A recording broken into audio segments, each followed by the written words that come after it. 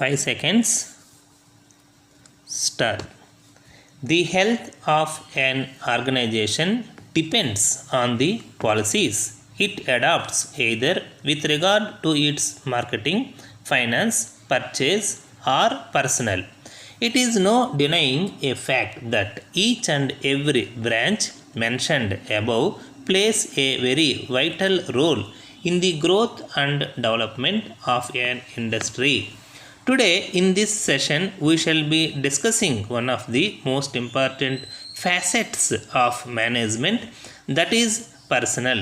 The important indices which are used to know the level of the health of the organization are absenteeism, accidents, indiscipline, and labor turnover. All these factors to some extent are dependent on the working conditions, the medical facilities, and better industrial relations. There have been many studies taken up to analyze these factors of production.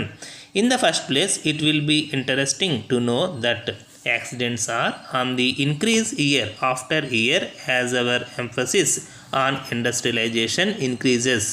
An accident is considered to be fatal if there is loss of life.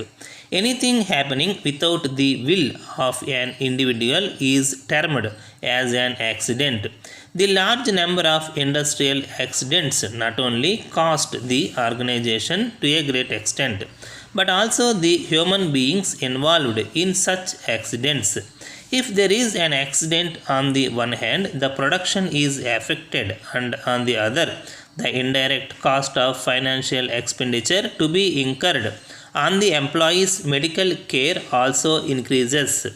Thus, it is wise on the part of the administration to identify the areas prone to accidents and take remedial measures to prevent them as far as possible.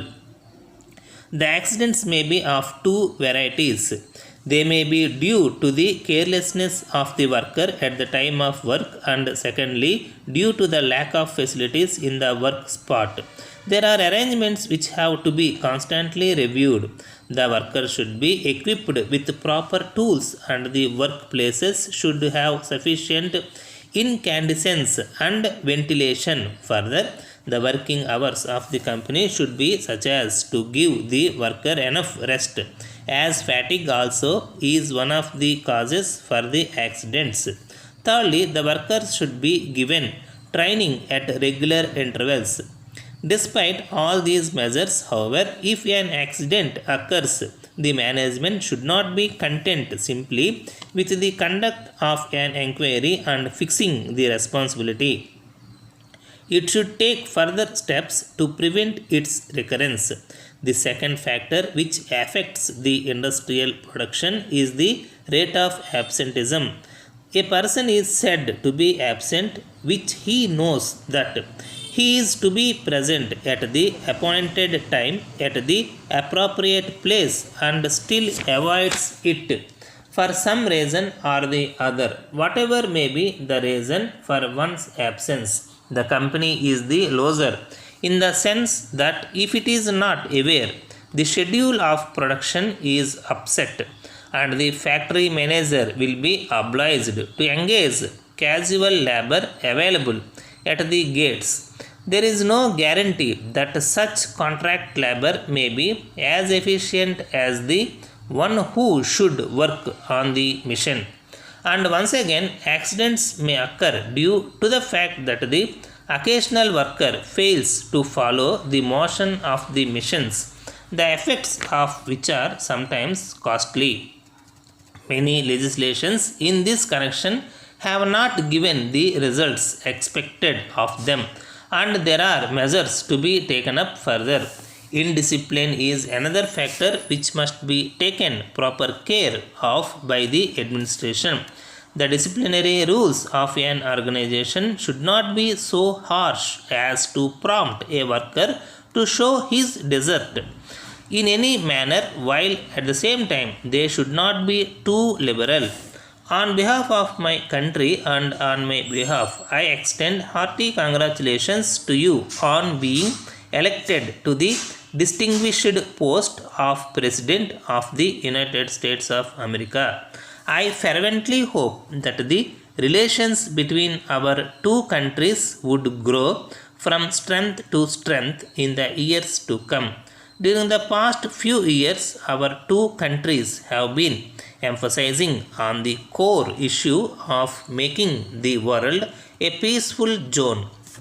The efforts done by our country in this direction are highly laudable, but still there are countries which have nuclear weapons, and the neighboring countries of such nations have the doubts that they would be used on them. It may not be out of place to mention that recently the aggression by a country on the neighbor has caused havoc not only to that country but also to the entire world. The weapons used caused not only large scale destruction but also huge loss to the economies of the countries. It takes much time for any war ravaged economy to recover. Even though there appeared to be peace between the two countries, the fire still burns. On behalf of my people, I extend to you my personal invitation to be part of the celebration of 50th Independence Day and to witness the enthusiasm of our people. The Indian ambassador will call on you to finalize your program. Looking forward to our cherished meeting. Yours sincerely.